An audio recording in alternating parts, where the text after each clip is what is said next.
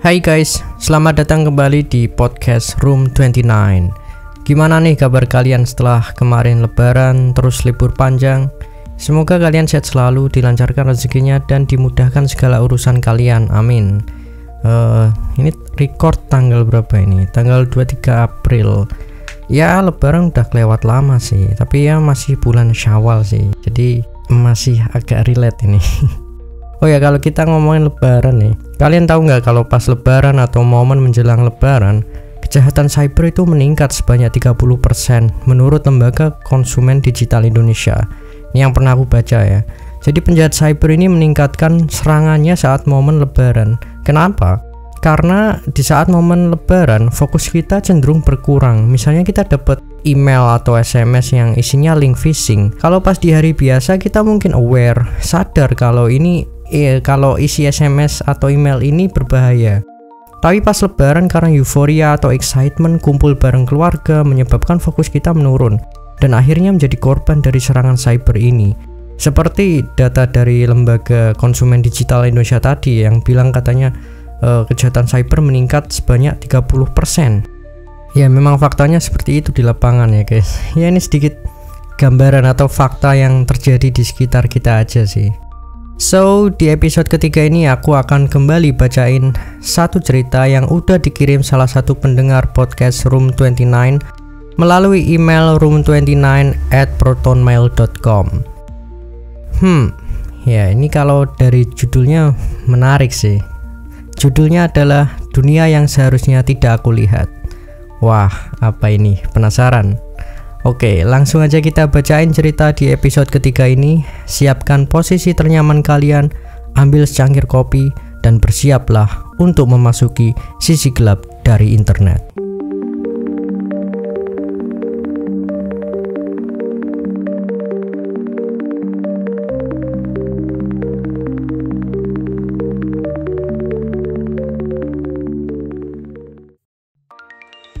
Kenalin bang, nama gua Ardi.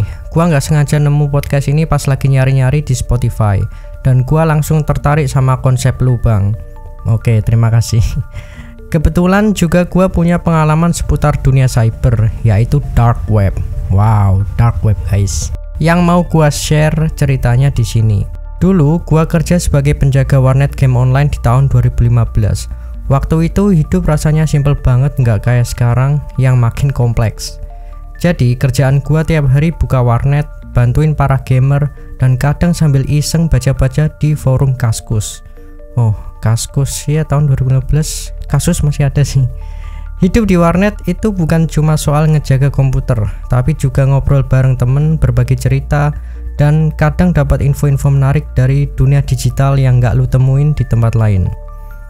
Waktu itu warnet tempat gua kerja buka dari jam 10 pagi sampai jam 11 malam. Gua inget malam itu sekitar jam 7, warnet lagi ramai banget. Ada yang lagi main game online, ngobrol di chat room sambil saling tukeran tips seputar game, dan berbagai aktivitas layaknya yang ada di warnet pada masa itu. Gua sendiri sering iseng baca thread di Kaskus, dan di situ gua pertama kali dengar istilah dark web. Ada teman deket gua, sebut aja namanya Messi. Nah, Messi, oke. Nanya ke gua, lo pernah denger gak sih kalau di dark web itu ada tempat jual beli barang-barang aneh, pakai Tor dan Bitcoin gitu? Tanya si Messi. Ya nggak tahu, kan gua juga belum pernah lihat dark web. Awalnya gua cuma mikir itu cuma omong kosong atau urban legend bang. Tapi makin lama rasa penasaran gua makin tumbuh. Gua mulai searching tentang apa itu Tor, browser yang katanya bisa akses bagian internet yang nggak bisa lu temuin di Google. Gua baca artikel demi artikel, nonton video tutorial, dan belajar dikit tentang Bitcoin, mata uang digital yang sering dipakai buat transaksi di dark web. Pokoknya malam itu intens banget obrolan kita. Gua diskusi sama temen-temen yang juga penasaran. Ada temen gua yang udah pernah lihat dark web, katanya serem, tapi juga seru. Walaupun ada rasa ragu, tapi akhirnya rasa penasaran itu mengalahkan segalanya. Singkat cerita, jam 11 gua pulang dari warnet dan langsung balik ke kosan. Sesampainya di kosan, gua langsung nyalain laptop gua. Terus gua download Tor browser, dan mulai mengakses dark web. Awalnya gua cuma browsing santai bang, tapi dari situ gua udah ngerasain suasana yang beda banget dari internet biasa. Tampilan Tor yang sederhana, latar hitam dengan teks putih, bener-bener bikin gua ngerasa kayak lagi masuk ke dunia lain, dunia yang gelap dan misterius. Gua mulai coba akses beberapa situs yang pernah gua baca di forum. Gua nemu beberapa website black market yang jual barang-barang ilegal kayak obat-obatan terlarang, senjata, bahkan data pribadi. Gua juga nemu banyak thread dan diskusi tentang berbagai hal yang nggak akan lo temuin di internet biasa. Semua terasa seperti dunia yang paralel, di mana hukum dan norma tampaknya nggak berlaku. Tapi nggak cuma itu, gua juga nggak sengaja nemu website yang isinya bener-bener aneh dan mengerikan. Ada situs-situs gore yang nampilin konten kekerasan ekstrim dan hal-hal yang bikin gua trauma. Gua inget pas gua klik salah satu link itu, rasanya gua terdiam beberapa menit. Gambarnya parah banget, nggak cuma bikin kaget, tapi juga bikin gua ngerasa seolah-olah lagi nyaksiin sesuatu yang nggak manusiawi bang. Gua termenung beberapa saat, sampai akhirnya gua putusin koneksi ke dark web. Gua close Tor browser dengan perasaan yang campur aduk, dan lu tahu bang, perasaan aneh itu nggak hilang gitu aja, tapi terus membekas di memori otak gua. Beberapa hari setelahnya gua masih sering kena flashback. Bayangan gambar-gambar dari situs gore itu terus muncul di pikiran gua, bikin gua susah tidur dan ngerasa gelisah sepanjang waktu. Sampai gua juga nggak nafsu makan selama beberapa hari. Gua mulai ngerasa bahwa pengalaman itu udah lebih dari sekedar rasa penasaran biasa. Itu benar-benar nancepin trauma tersendiri bagi gua.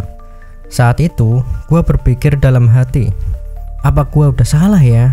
Nekat buat lihat dunia yang gak seharusnya gua lihat. Walaupun warnet itu jadi tempat gua dapat banyak info dan cerita seru dari dunia game, pengalaman itu jadi salah satu momen yang gak akan pernah gua lupain. Setiap kali ada teman yang cerita soal dark web, gua gak bisa nolak untuk ingat kembali malam itu. Hidup gua di warnet yang sederhana, dengan rutinitas kerja yang gak terlalu ribet, tiba-tiba harus berhadapan dengan sisi gelap internet yang bisa benar-benar bikin trauma. Gua cuma mau share ini sebagai bentuk pengakuan.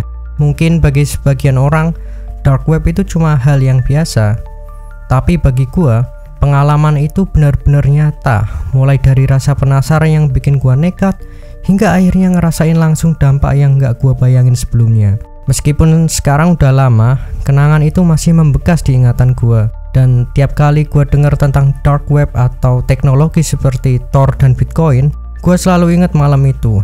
Malam dimana penasaran membawa gue ke dunia yang penuh misteri dan kengerian. Terima kasih udah bacain cerita gue bang. Semoga pengalaman gue ini bisa jadi pengingat buat semua orang untuk lebih berhati-hati dengan rasa penasaran kalian di internet. Semoga kedepannya podcast Room 29 makin sukses dan menghibur dengan cerita-cerita seru seputar dunia cyber. Amin, amin, amin ya, amin. Doanya sekali lagi amin. Terima kasih buat Mas siapa tadi, Mas Ardi ya kalau nggak salah. Bentar, Mas. Oh ya, terima kasih buat Mas Ardi dengan ceritanya seputar dark web yang sudah dikirimkan ke podcast Room 29. Ini di luar agak hujan ya guys, jadi maaf kalau ada suara-suara hujan yang masuk ke recording ini. Wah, ini pengalaman Mas Ardi tentang menjelajah dark web tahun 2015 saat kerja di warnet.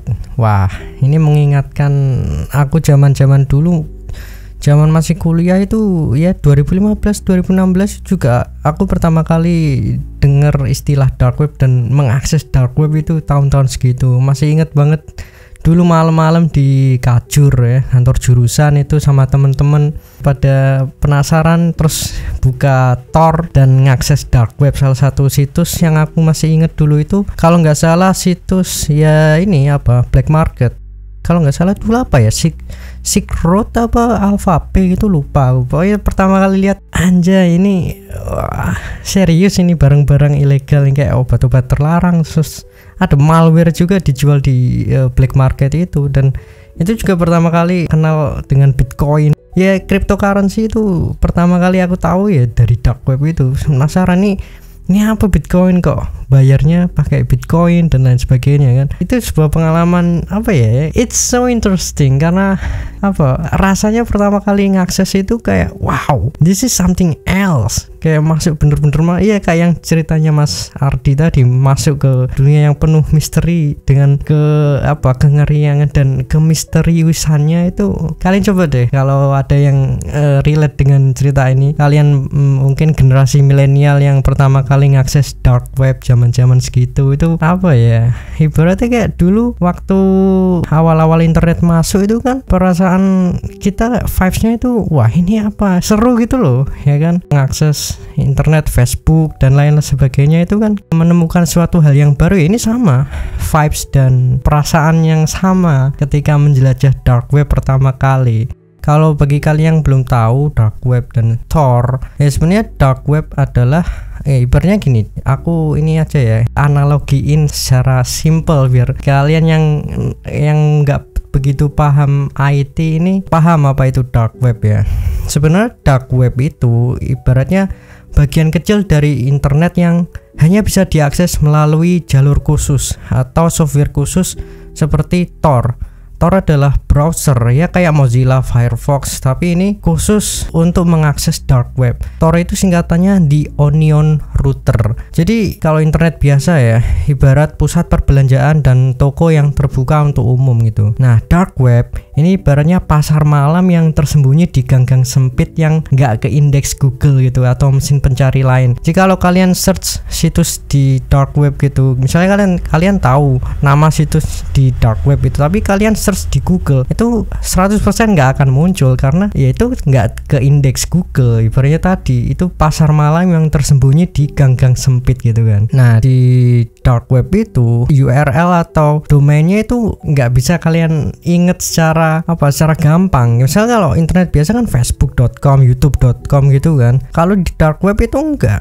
Di dark web itu URL-nya di encode sehingga domainnya random gitu. Kombinasi huruf dan angka yang panjang banget. Dulu zaman 2015 itu kayaknya masih versi kedua dari Tor ini, URL Tor ini masih 16 karakter. Dan kemudian kalau nggak salah ya 2018 itu udah mulai ganti menjadi versi ketiga, yaitu lebih dari 16 karakter, lebih tepatnya 56 karakter ya. Jadi kalau kalian pengen ngakses dark web, kalian harus menggunakan software khusus atau browser khusus yaitu Tor. Ibaratnya Tor ini sebagai apa? Jalan kalian menuju gang-gang tersembunyi itu, menuju pasar malam yang tersembunyi ya. Ibaratnya seperti itu.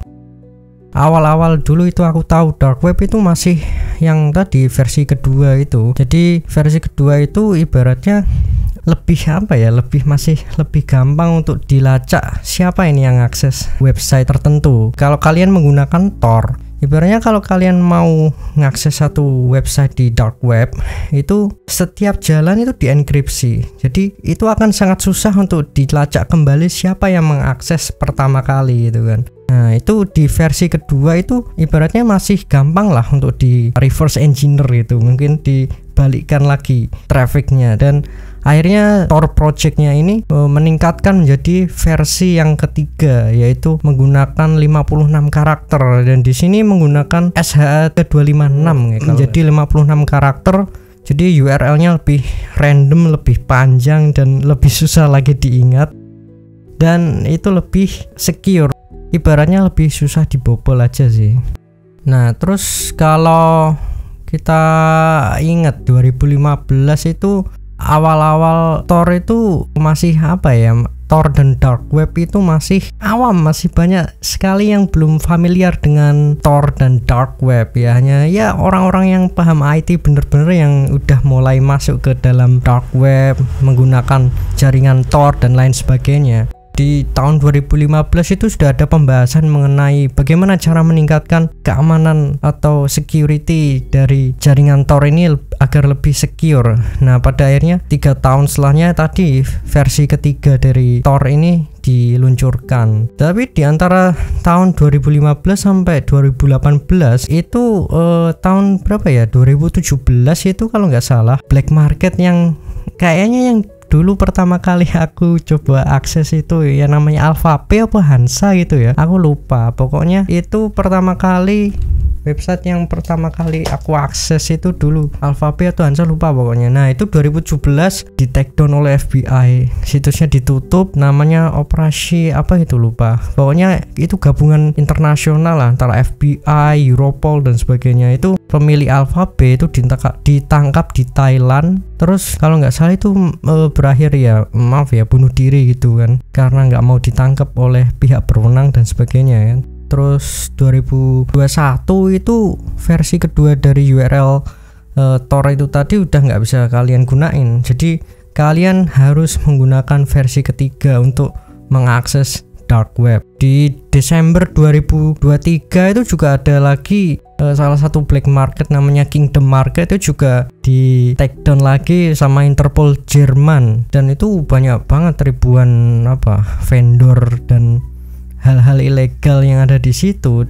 Banyak sekali operasi yang dilakukan oleh FBI, Europol, kepolisian Jerman, kepolisian Inggris, dan banyak lagi. Itu mereka men-take down tentang money laundering, cryptocurrency, ransomware, malware as a service. Jadi ada situs yang menawarkan jasa pembuatan malware seperti itu ya, terus juga eksploitasi anak dan sebagainya. Itu banyak sekali yang di take down antara tahun 2023 pokoknya sampai awal-awal 2025 lah. Di April 2025 juga aku pernah dengar ada seorang pria yang ditangkap FBI karena dia ngejual video anak-anak ya, video anak-anak. Kalian ya paham lah ya, itulah pokoknya. Nanti kalau terlalu eksplisit nanti ya takut ya itu pokoknya di take down juga.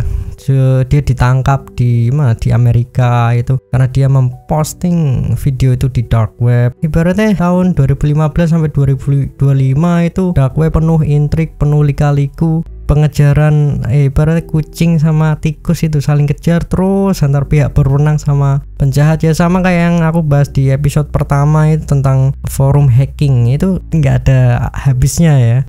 Terima kasih sekali lagi buat tadi Mas Ardi yang udah ngirim ceritanya. Bagi kalian yang punya cerita atau pengalaman seputar dunia hacking, cybercrime, atau ya seputar teknologi lainnya, kalian bisa kirim ke email room29@protonmail.com. Nanti kita bacain, kita bahas bareng-bareng ya. Terus juga kalian bisa kirim di link Google Form yang udah aku sediain nanti di deskripsi atau di bio podcast YouTube, Instagram Room29. Dan juga kalau kalian mau subscribe, mau kunjungi YouTube channel Room29, silahkan. Oke? Ya, terus follow semua sosial mediaku, TikTok Room29, Instagram aku Den Romo, dan juga Instagram podcast Room29 di @room_29, dan juga apa lagi? Udah ya, TikTok, Instagram. Kalian share pengalaman kalian kalau punya seputar dunia hacking, cybercrime, dan teknologi lainnya. Oke, terima kasih kalian sudah mendengarkan di episode ketiga ini. Sampai bertemu di episode selanjutnya. Have a nice day and stay safe in the internet jungle. Goodbye.